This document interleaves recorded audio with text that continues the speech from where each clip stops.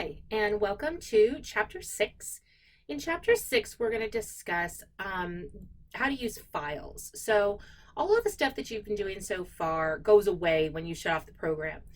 Well, now we're going to start saving those to a file on your disk, on your drive, so that you can access information after you shut down the program. So you can open the program, access information, you can save information to a file, put it back into the file when you're done, save it, and you can access it later. We're also going to cover a concept called exceptions, which is a way of handling things that go wrong while you're writing your code. Let's get started. The first thing we're going to discuss is how files are stored and used on your computer. On your computer, files are usually stored in one of two ways. Either they are stored as a text file or they are stored in binary. When they're stored as a text file, you can open the file with any text editor, Notepad, Word, OpenOffice, any of those types of things, Google Docs. You can open a text file and you can read it. It may not be in perfect format for you to understand all of it, because some programs will add little extra things for bold or italics or stuff like that. But you'll be able to get the gist of it, and it'll be stored in a text format so that you can read it. The other format that we store things in is called binary, where we're storing it as either zeros or ones on your drive. These are things that you can't just read. They're stored as bits, and it's really hard for you to look at a file and be able to read it from bits. Even good programmers are not going to be able to do that. That's not because you aren't going to know all of the format options that you had to be able to break that down into bits that make sense. So these are the two different ways that you can store data. We're going to be talking about the first one for most of this class, the idea of saving it as a text file. When you create your text file, you can open it in Notepad, you can open it in your VS Code, you can open it in Word, you can open it in anything that you want to be able to read it, just to verify that the file is getting saved the way that you want it to.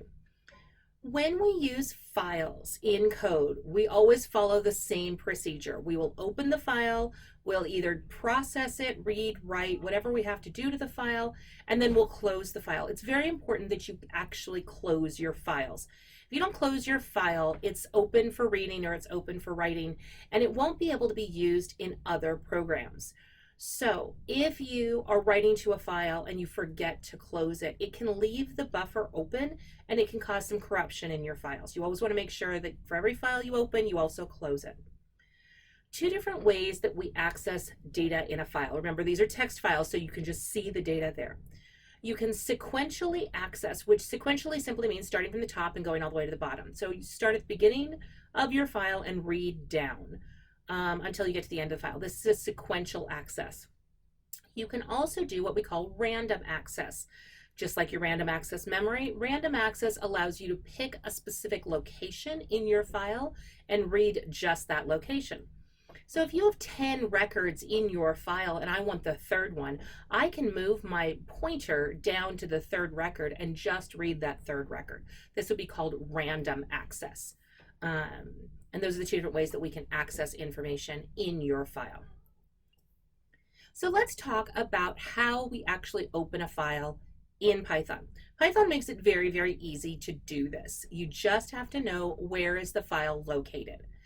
So to do this, we are going to run the command called open, and it's going to give us back a variable. That variable is going to be a file.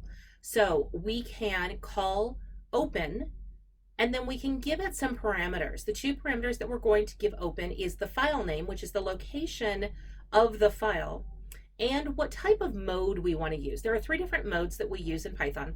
Read is an R, write is a W, and then there is an A. The A mode is to append. When you call write on a file, if the file already exists, we delete it. Then we create a new file. If the file doesn't exist, then we just create a new file. But any previous information that was in that file will go away when you use the write mode. If you use the append mode, if there is no file, it'll create it. But if there is a file, it will open it and then move that pointer all the way down to the bottom of the file so that you can start writing to the end of the file. You can see an example that I've given here. We have a variable called file name, and I have saved that as numbers.txt. That's just the name of the file that I'm going to be using. And then you can see I've made a file variable that actually is the file itself. This is what we would be reading in or writing out to. And I'm going to set that file equal. I'm going to assign the value that returns from the open method. So that method, open, is going to take that file name, the location, and then the R. Make sure that when you do your mode, the R, the W, or the A, that you have them in quotes or in single quotes so that it knows that it is a string that is being in there rather than just the character R. If you just put an R in there, it's not going to work. So you have to put that in a string. And these are the ways that you could open up your file. So you saw in the previous slide, we had the file location. In this case, the location was relative. Relative meaning that whatever directory we happen to be in while we're calling our code, that's the directory it's going to be looking in. The examples that I have here are the ones that are your terminal location. So if we're going to be running this code in your terminal, you might have, in my case, I have the D drive because I'm using my OneDrive attached to my D drive. So I have a D OneDrive, Montana State University, Spring 2020, the class name, and then my code. And this is where I'm located when I'm writing my code in VS Code. You can find your terminal location. That's going to be the relative location of what's going to be called when you try to use a relative location. You can just put in numbers.txt and it will go ahead and save it or call it from that location. You can also add directories or folders, but if you do, it's very important that you clarify to the compiler whether or not the slashes need to be escaped. Remember when we talked about strings and escape sequences? So remember, a /n is your new line and a /t is your tab. In this case, when it's reading your string and it sees a slash, it thinks it needs to escape that. It needs to do something special with it, turn it into a special character. So if you are going to use a slash directly in your string, make sure you put in 2 slashes. What happens is it escapes the slash and then it puts the slash in and it works just fine. So you can always put 2 slashes, as I have here for my chapter 6. The other way that you can do it is to put the letter R to tell the compiler that this is a raw string and please do not escape any slashes. So as you can see in the example I have for my file name, for my absolute file name, I have an R in front of the double quotes. That tells it it's a raw file, do not escape my slashes, and I only have to have 1 single slash. The other alternative that you have for a file location is an absolute file location. This is where you go all the way back to the drive letter. So you would have a C:\/ users / your name / document / wherever you're putting it. And that could be an absolute directory. When you use an absolute file location, you don't have to worry what file you're running your code from because it's going to go all the way back to the drive anyway. That being said, for this course, I would like you to please use relative locations for your files. The reason why is because my file structure is going to be different than your file structure. So my C:\/ is going to be in a different place than your C:\/ and everything's going to get confused if you try to use absolutes in the files that you submit. So if I were submitting for chapter 6, you could do a relative chapter 6 / numbers.txt and that would work fine, but please do not use an absolute because I'll have to go in and clean it up for me to be able to run your code. Remember, your file locations are located somewhere on either your hard drive or one of the alternative locations. You can have them on a flash drive, you can have them on a CD, you can have them on an external hard drive. These are all acceptable locations to put a file. They don't have to be on the hard drive on your machine. So if you want to have a flash drive that stores your files, you can have that as well, especially if you're using someone else's computer or if you're using like OneDrive, that might be relative in different locations. So think about where those are. So we've talked about how to open a file and we've talked about where those files are located. Let's talk about what we're going to do with the file once we have it open.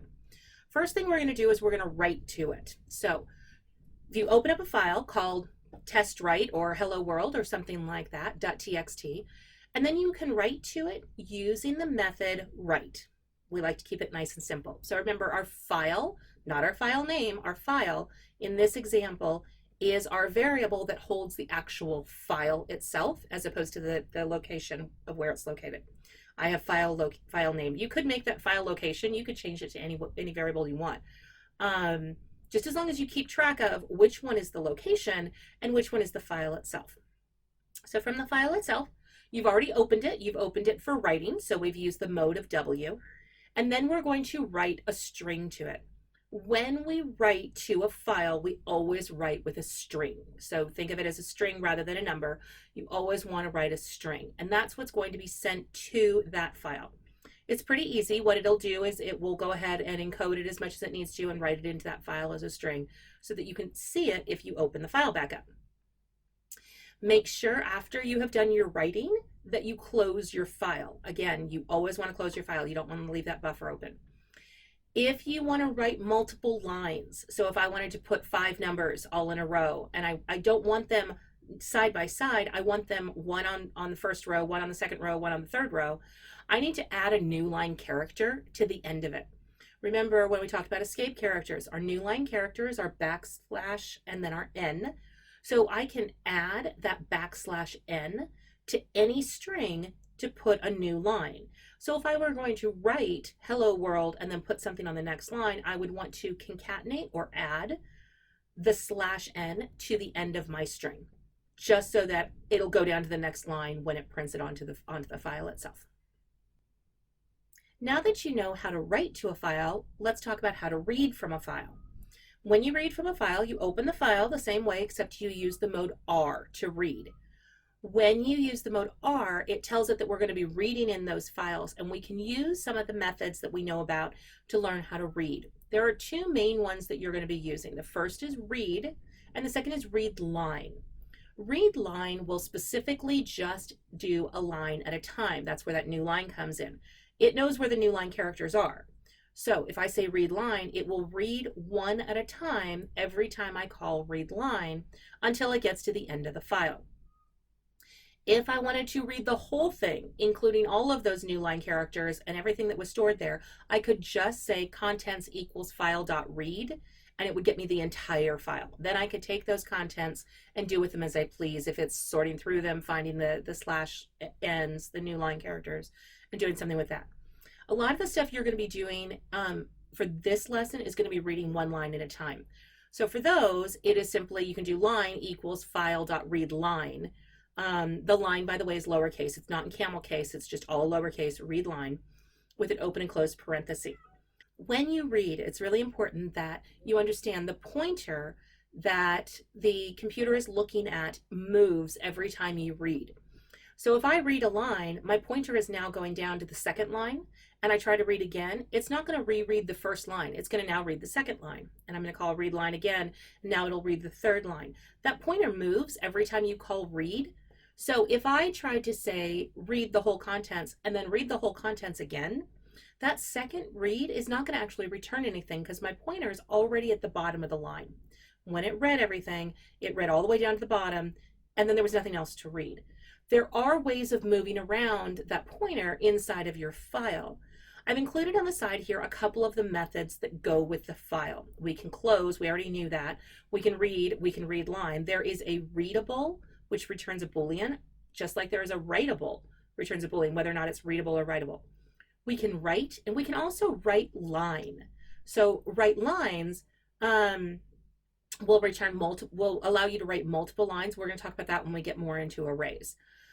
There is also a seek and tell, which is going to allow you to move around that pointer if you need to when we get into the random access. For right now, we're just going to do sequential, and we don't have to worry about it, but just to give you something that's going to go forward with. So you may have noticed that we've referred to new lines a couple of times. When you are writing a list of items, you always add a new line character at the end. And this is the example that I've given here, where we opened a file, and every time we wanted to write something, we put a /n at the end of it by just concatenating or using that plus sign to add the /n. When you are reading your lists, you want to strip off that /n because that isn't actually part of what your data was. So you don't really need the /n when you're reading your data in. So if I wanted to look up what was my last name or what was my address or my first name, I want to strip off that /n. There's two different ways that you can do that. You can split that strip into two different methods. So the first one is I made first equal to my read line. So I got my first name. And then I made first equal to the first stripped. So I used my right strip, and then I told it what character I wanted to strip off. That's /n. There is also a left strip. So you could do it either from the beginning or from the end. In this case, we want to strip it off the end because we just want to strip that last character. You also can do them in sequence. This is chaining methods again, where I can go file.readLine and then do a dot right strip off of that read line, and that will allow me to strip and read the line both at the same time on the same line of code. So you can see that's what I've done both with the last and the address. And then I was able to print out the three values separately without having to worry about new line characters being in between them. When you are working with a non-string number or a non-string character, like a number or even a Boolean value, you need to cast it back into its number type if it's a number. So in this case, if I wanted to write my number 15, I want to cast it into a string before I save it into my file. So you can see in my write method here that I've cast it into a string and then concatenated it on that /n and then wrote it to my file. When I want to read that number back, I need to cast it back into an integer when I'm reading it. So again, I can do the file read line and then this next line down, say cast line equals integer line, or I can chain them by putting that integer in front of the read line to take the value from the read line and pass it in as a parameter to the integer casting so that I can make my line be a number that I'm adding on to. Okay, so this is what you can do with new lines and then of course your non-string characters.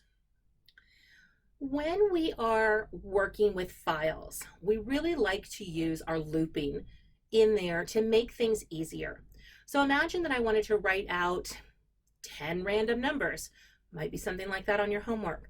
I can do those inside of a for loop that says I want to write 10 times the number with an n next to it. In this case, I've just written the number.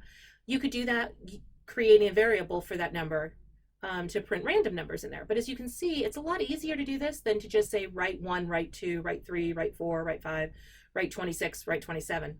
In this case, we can just use our for loop to do that, and we can write things in. Remember, when you do this, open your file before your loop, run your entire loop, and then close the file after your loop. Do not close the file while you're inside your loop, and do not open the file inside your loop. You have to do the open and close outside of your loop, where the block or the scope of code inside your loop is separate from both the open and the close methods.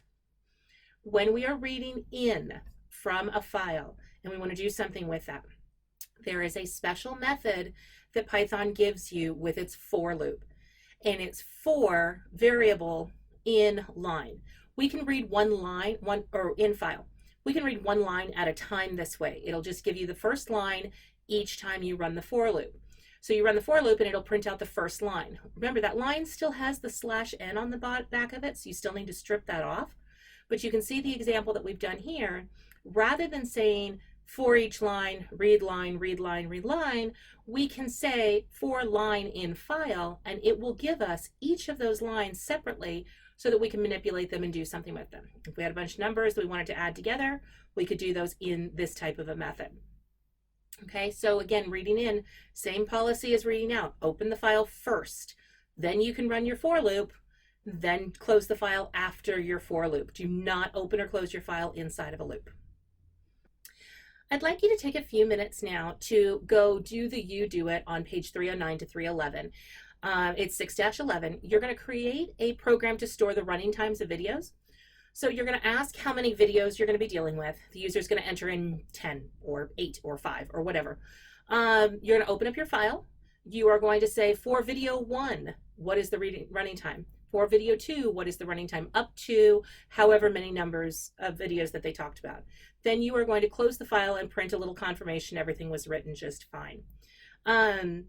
Once you have done this, you can go in and actually open that file on your own and make sure that all of those entries were written correctly. It's a good way to practice opening a file and reading from it, or writing to it. So hopefully after you finish doing that little you do it, you understand a little bit better about how you're going to be writing to your files um, and putting information in them. A little bit more information on data processing. Remember, our data processing concept is the way that we deal with the data that's in a file, either writing to it or reading from it.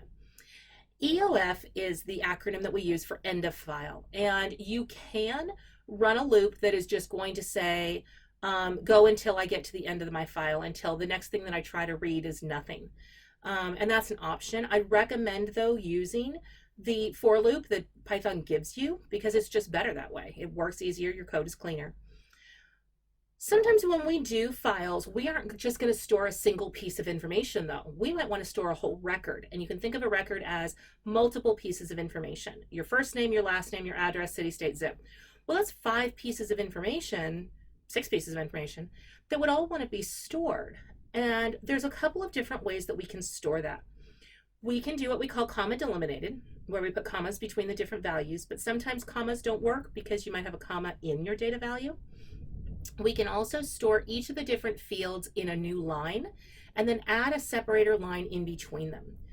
When you do store things as records, they're not single data fields anymore, and each record can be comprised of multiple single data fields.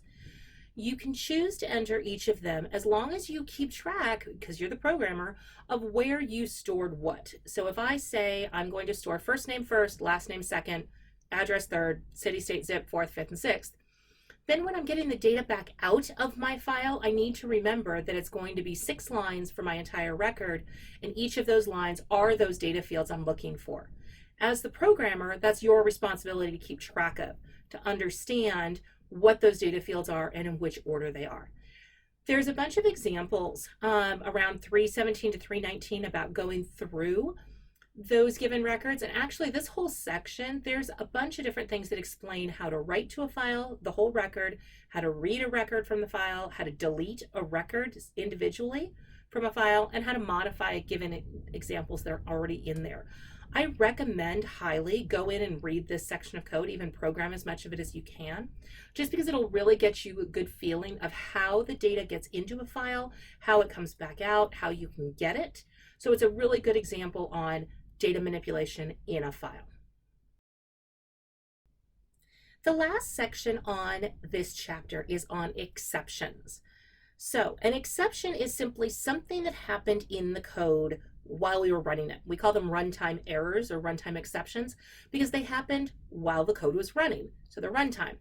Syntax errors are the ones that stop you from ever writing your code in the first place. So you tried to run your code and you immediately got a syntax error because your variable was spelled wrong, or you tried to assign to something that was unassignable, or you entered in the wrong piece of information, or you did something wrong in your syntax. You forgot a semicolon, or you forgot a comma, forgot a colon. Those are all syntax errors.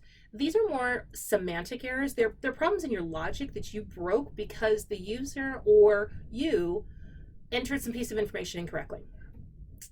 If you had the user enter a string when you were expecting it to be a number and you tried to cast that number, it's going to yell at you and it's going to say, I tried to cast the number THREE, and that doesn't help me because I can't read that. These are value errors, arithmetic errors, they're runtime errors. They're types of exceptions that we have in code where somebody did something wrong.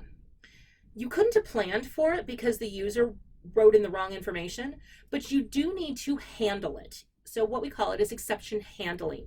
We want to handle our exceptions so that the code doesn't blow up. So it doesn't just break and die right there. It handles it nicely. What we do to handle that is we use what we call a try catch or a try except block. So it depends on which language you're talking about, whether they use the word catch or they use the word except. In Python, they use the word except for exception.